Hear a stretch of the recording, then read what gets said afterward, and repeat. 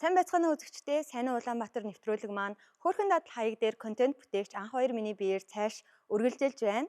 За тэгэхээр нэвтрүүлгээ үзэн сууж байгаа тэр дундаа бүх бүсгүйчүүддээ олон улсын эмэгтэйчүүдийн эрхийг хамгаалах өдрийн мэндийг хүргэе. Энэ өдөр бол бүхий л эмэгтэйчүүд маш үзэсгэлэнтэй болоод хайртай хантайгаа, найз залуутайгаа хамтдаа болзоо идэг. Тэгвэл өнөөдрийн миний бэлтгэсэн сэдэв бол болзоотой өдрийн арьс арчилгааны талаар та бүхэндээ хуваалцах байгаа. За тэгэхээр нэвтрүүлгээ үзэж сууж байгаа бүсгүйчүүд та бүхэн маань хэрвээ яг одоо арьсаа арчлах гэж байгаа бол нүрээ бодох гэж байвал энэхүү дарааллыг миний хэлж өгч байгаа зөвлөгөөнүүдийг дагаад хийгээд үзээрэй гэж зөвлөе. За хамгийн түрүүнд бид бүхэн бол болзооноос 6-аас 8 цагийн өмнө бол арьсаа бэлтгэх нь зүйтэй. Тэгэхээр арьсаа бэлтгэхдээ яг юун дээр анхаарах вэ гэхээр хамгийн түрүүнд нүүр цэвэрлэх степен дээр анхаарах хэрэгтэй. Хамгийн түрүүнд pH зөөлөн буюу 5.5-аас нөгөө 6-гийн хооронд зөөлөн цэвэрлэгчээрээ цэвэрлээд өгнө. Хөөсийг бол 30-аас 40 секунд хэртээ массажлаад өгөхөд бол боломжийн. За харин хит удаан хөөсөөрөө массажлаад авах юм бол өдөр бол арьс чинь хуурайших эрсдэлтэй байгаа.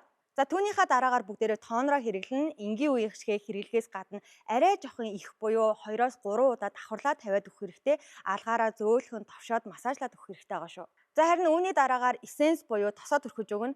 За тосны хувьд бол хөнгөн аль болох жоохон гээлэн усан сүртэй бүтээгдэхүүнийг хэрэглээд өгөөрэй. Тэгэхгүй болохоор хит их оily бүтцтэй, тосон бүтцтэй бүтээгдэхүүн хэрэглэхээр будаг маань шингэхгүй эсвэл жоохон зузаан харагдах эрсдэлтэй байдаг.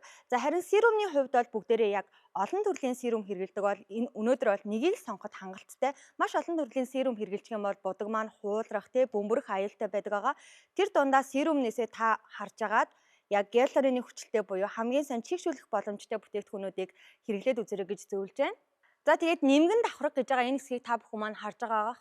Ялангуяа бүтээгдэхүүнүүдээ степээ хэрэглэх болгондоо аль болох зузаан биш нэг удаагийн давтамжтайгаар зөөлхөн алгаараа товшоод шингээгээд өгөх хэрэгтэй. За харин нарны тосны хувьд бол та яг одоо өөрт хэрэглэж байгаа нарны тосоо үргэлжлүүлээд хэрэглэхэд бол болно. Гэхдээ хоёр урууныхаа арга буюу энэ хоёр хурууга дүүртлэн дүрхэж агаад нүүр болон хүзүү чихээ мартахгүйгээр дүрхэж өгөх хэрэгтэй. За чигшүүлэгч кремний хувьд бол хөнгөн, хурдан шингэдэг. Тэгээ дээрэс нь нэг тийм айхтар гялтгануулдаг биш тиймэрхүү тосыг сонгож авч хэрэглэх ёстой гэж түрүүн мөн хэлсэн байгаа. За хэрвээ та энэхүү зөвлөгөөнүүдийг дагаад арьсаа арчлаад дууссан бол одоо бүгдээрээ мейкап буюу нүрээ бодоход бэлэн болсон байгаа. За нүүр бодолтын хамгийн эхний шат бол бүгдээрээ уруулаа бэлдэж өгөх хэрэгтэй. Мэдээж бидний уруул заримдаа хуурашаад, холцруутаад, хагарсан байдаг тийм үү.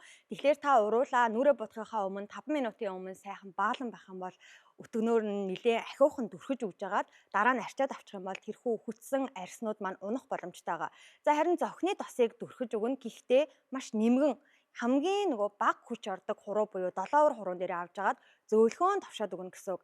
За мөн таны арьс T-зон тослог буюу холимог арьстай байх юм бол яг тэр хэсэгтээ нөгөө тос шингээж авдаг цаас байдаг шүү дээ. Тийм цаас байх юм бол тэр цаасаар илүүдэл тослогоо арчаад өгч болно. Эсвэл primer буюу жоохон matte primer байдаг шүү дээ. Тослогийн маань жоохон дараад өгчдөг. Тиймэрхүү primer-ыг ашиглаад өгөх юм бол гялтаагаад, гялаагаад нөгөө илүүдэл тослог маань тийм ч айхтар харагдахгүй гэсэн үг. За харин болзооны үеэр та бүхэндээ анхааруулах хідэн зааврыг хэлж өгье. Та яг цүнхэндээ эдгээр зүйлсүүдийг аваад явж явах юм бол ер нь бол нэг тийм айхтар асуудал бол гарахгүй. За хамгийн түрүүнд бол plotting paper гэж байдаг. За энэ маань өөрөө юу вэ гэхээр одоо нөгөө илүүдэл тослогийн маань шингээж авдаг цаас байгаа шүү дээ. Иймэрхүү цаас бол гоо сайхны дэлгүүрүүдэд хаасаагүй байгаа. Тэгэхээр та өөртөөгөө ойрхон гоо сайхны дэлгүүрээс ороод авахд бол болно. За энэний маань давуу тал юу вэ гэхээр нөгөө будсан будган дээрээ дахин нэмээд давхарлаад авах юм бол будаг маань илүү юм замбраагүй, дээрээс нь зузаан болох харагдаж өгдөг. За мөн цүнхэндээ та уруулын баалан буюу уруул чийгшүүлэгчээ бол зайлшгүй авч явах хэрэгтэй. За мөн та өөрийнхөө маш гоё хичээж будсан будган дээрээ гараараа хүрхгүй байхыг хичээгээрэй. Тэгэх юм бол бидний будалд бол хичээж будсан будалд маань бол бүтлгүүтэх эрсдэлтэй байгаа. За хамгийн сүүлд та бүхэндээ анхааруулж хэлэх зүйл бол болзооны өдөр хизээж хийж болохгүй зүйлсийг хэлж өгье. За хамгийн түрүүнд бол та өглөөдөө эсвэл урд шөнө нь хизээж урдан туршиж үзэж байгаагүй шинэ бүтээгдэхүүнийг хэрэглэхээс зайлсхийж байгаарай. Юмыг яаж мэдгүй тэр бүтээгдэхүүн чинь таны арьсанд бас таарахгүй, хашлах магадaltaй шүү дээ. Тэгэхээр яг өөртөө таардаг хамгийн найдвартай гэсэн бүтээгдэхүүнээ бол хэрэглэх хэрэгтэй байх нь. За мөн дээрэс нь scrub буюу peeling нөгөө гуйжуулалтыг аль болох хийхгүй байхыг хичээгээрэй. Хэрвээ хийх юм бол хамгийн зөөлөн бүтцтэй гуйжуулагчаар маш зөөлөн гуйжуулж өгөх хэрэгтэй. Эсвэл нөгөө AHA, BHA хэрэглэчихээр маргааш нь жоохон арьс хуураш гад нөгөө нарны тусаа баг түрхээд өгөх юм бол арьс хуураш нь жоохон цатнах тийм мэдрэмжүүд өгөөд. Тэгэхээр аль болох та болзооноосоо 3-аас 4 хоногийн өмнө пилинг буюу гуйжуулалтыг хийж өгөөрэй гэж зөвлөх нь байна. За түрүүний хэлсэнчлэн олон давхарлах буюу нүүр будалдж бай, арьс арчилгааны бүтээгдэхүүнүүдээ аль болох нэг степээр нэг л удаа түрхэж өгөөрэй гэж зөвлөх нь. За хамгийн сүүл та бүхэндээ зөвлөх зүйл бол та урч үнэн давстай юм уу эсвэл архины төрлийн бүтээгдэхүүнүүдийг хэрэглэхээс аль болох зайлсхийгээрэй. Яагаад гэвэл давс болон архи маань өөрөө нүрийг хавгнуулаад байдаг. Тэгэхээр хамгийн чухал өдрийгтэй нь энэхүү давс болон архи маань бүснөөлөх боломжтой шүү дээ. Тийм болохоор иймэрхүү төрлийн бүтээгдэхүүнийг хэрэглэхээс аль болох зайлсхийгээд хөнгөн жимс юм уу эсвэл ногоог хэрэглээрэй гэж зөвлөх нь байна.